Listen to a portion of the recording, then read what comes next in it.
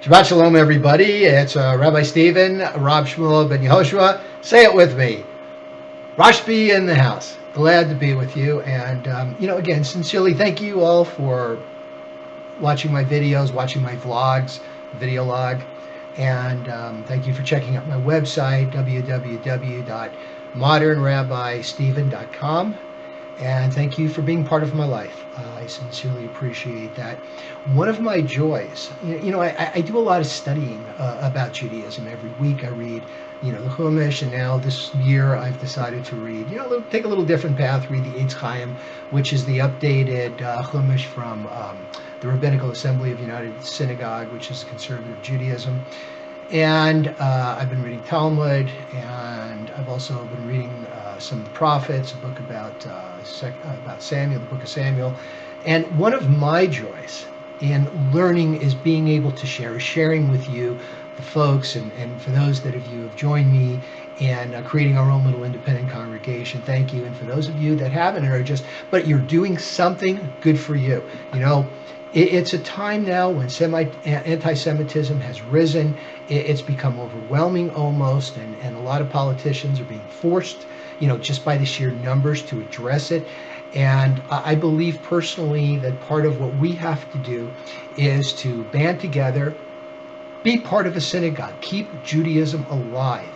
I know people have different feelings about different things, so, find a synagogue that you like. Find a synagogue that you feel comfortable in, and that's really what matters, So, speaking of which, as a little segue, for us here, we will be doing a service, not this weekend. My wife and I are going to Arizona, see my grandson in a play, the following weekend, which I believe will be, I'm going to do some quick adding here, will be the 24th, January 24th. Yes, we'll probably do a Friday night. That seems to be the preference. People like that. We'll do potluck at 6. And I've also just signed up for the yearly event from National Jewish Outreach Program, Shabbat Across America. That's going to be on February 28th. And let me remind people, this is a secular leap year. There will be a February 29th on that Saturday, so pay attention. So a little bit of a heads up, we'll do it here. We'll do it like I've always done it. We'll have a potluck. It will be kosher. It needs to be kosher. That's our commitment to NJOP. It's going to be kosher, probably be a dairy. I'm maybe speaking a little bit ahead of the event. We'll do maybe a little bit of an abbreviated service. It will definitely be a learning service. And what I did last year was, instead of having a sermon, just open it up for questions. People have questions about Judaism. Why do we do this? Why do we do that? Why do we say this prayer? Why don't we do this when this happens? Things like that. And I think this is a good venue to do that. So thank you. So we are in the second portion of Shemot, Exodus, and this portion is called Vaera, and I have been seen. So typically the name of the portion, the Parsha, comes from a key word or the first word in the portion. In this case, it's the first word of the second verse.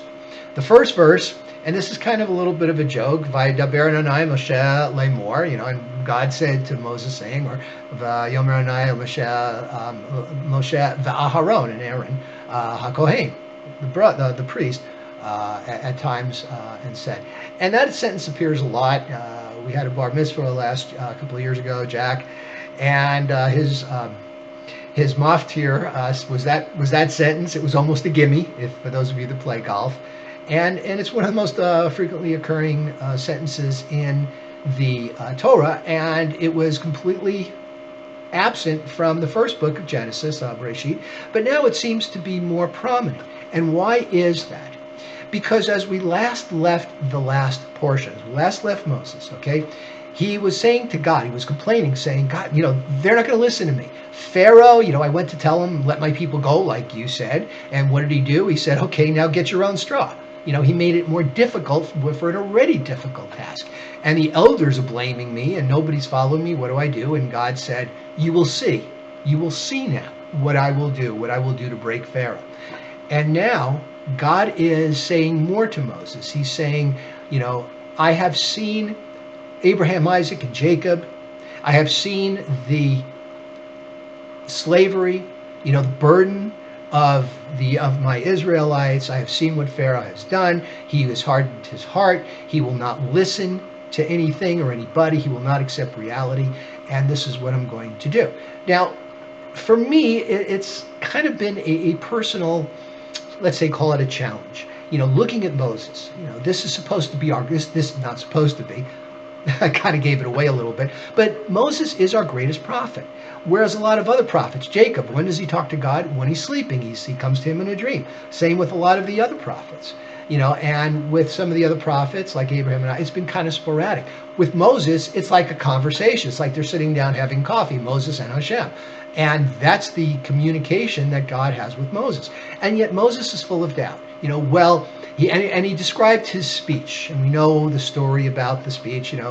Moses was taken in by Pharaoh's daughter. Pharaoh was concerned. His magician said, his soothsayer said that there's going to be an Israelite that's going to rise, it's going to unseat you. Maybe it's Moses. He has two pans covered. One's a crown, one's coal, and little baby Moses is reaching for the crown, and an angel comes and moves his hand over to the coal. He touches the coal. He's hot, puts it to his lip, hurts his lip, gives him a speech impediment. And it's interesting the way the Hebrew describes it as an uncircumcised mouth. Aral is the word that they used. So he's worried, he's giving all these excuses, and God's like, that's okay. Aaron didn't have a problem. He can speak for you. You just go to him and he'll do some of the talking. So we look at this as Moses, and then God says, I've been present, with the patriarchs. And Moses and Aaron then go to Aaron. Moses and Aaron, then go to Pharaoh and beseech him, right? With God giving him assurances. Now let's think about this.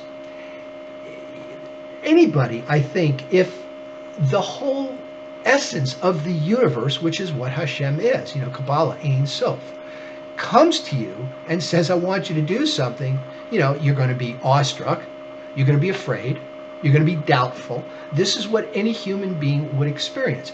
Even some of the things that God told them to do, like taking his staff and making it a snake, putting his hand in his cloak and bringing it out, and it's got all these blemishes on it, putting it back, and they're gone. Now he goes to Pharaoh, and they start with the plagues. And yet Moses was a very humble man, So God is maybe trying to assert his presence on earth because he sees that he creates mankind. There's a lot of paganism, a lot of superstition, people worshiping these gods. Pharaoh walking into the Nile, he looked over the Nile, and some of our sages say, well, there's another meaning to that, saying that the Egyptians were so haughty and so arrogant, they wanted to control their own gods. So God is showing them, look, there is this force in the universe that you are not powerful enough to overrule, and we're going to show you. And he's doing it through the agency of Moses. So perhaps Moses is speaking for all of us. Well, wait a minute. We've been enslaved for over 100 years. Where have you been? Sleeping? Reading the paper? What have you been doing? And God is saying, it's the right time. Ayeh asher ayeh. I will be what I will be. That's what he told Moses in the last portion.